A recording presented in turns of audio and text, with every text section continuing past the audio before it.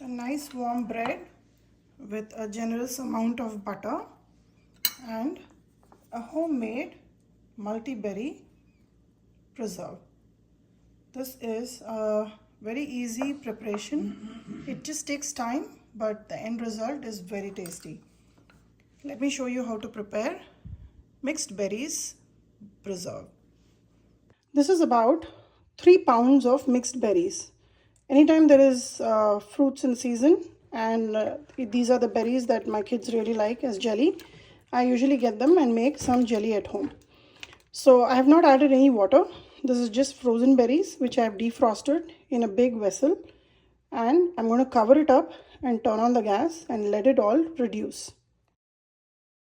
Berries have been boiling for about 20 minutes now, and they are actually starting to become thick and release some syrup.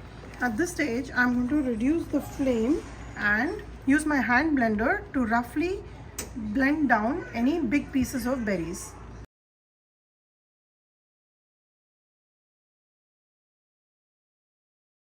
Here is 2 cups of sugar which is going to go in, and it will make it a little bit more diluted since sugar is going to start melting. But just keep it on a medium low flame and let it continue to boil. And because the berries have a little bit of tartness to it, it will not crystallize, so that is one thing we don't have to worry about. And the sweetness to the jelly is completely to your preference. Usually about half a cup of sugar, half a cup to 3/4 cup of sugar is for every pound. I'm just doing it about taking around half a cup per pound.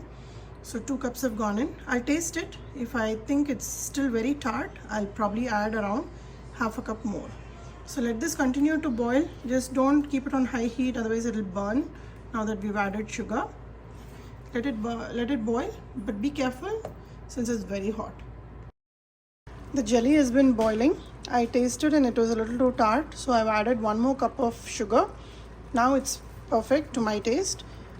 And we will continue to boil this on medium low flame till the stage where I'm going to take another ladle, and when I take it down, it should coat the back of it, and that's when we know that the jelly is thick enough to turn it off, and as it cools it will thicken even more. Jelly has been boiling for another 20 minutes, and now I'm going to do the ladle check. So when I mix the jelly and turn it upside down, I should be able to make a straight line out of it. It's still pouring a little bit, so I'm going to allow this to cook a little bit longer, probably about 15 minutes more. The other way to check if the jelly is ready is to drop a couple of drops on a plate and allow this to cool down. Right now if you tilt, it will be pouring, so just let it cool down and it should settle well like a regular jelly. The jelly is almost ready. When it's cool, it's slowly coming down, and as it boils further, it will settle and become thick. So this is about 1/4 cup of vinegar. I'm just going to add it. This is to preserve it. Mix it really well and boil it for exactly 5 more minutes on a timer.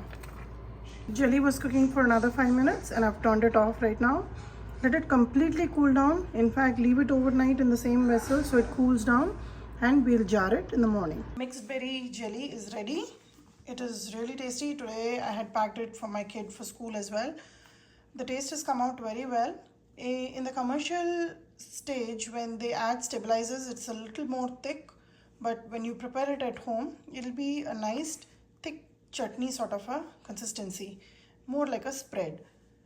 So give this recipe a try, and whenever there is a good fruit of your choice in season, prepare these kind of preserves and enjoy. Let me know how this turned out for you.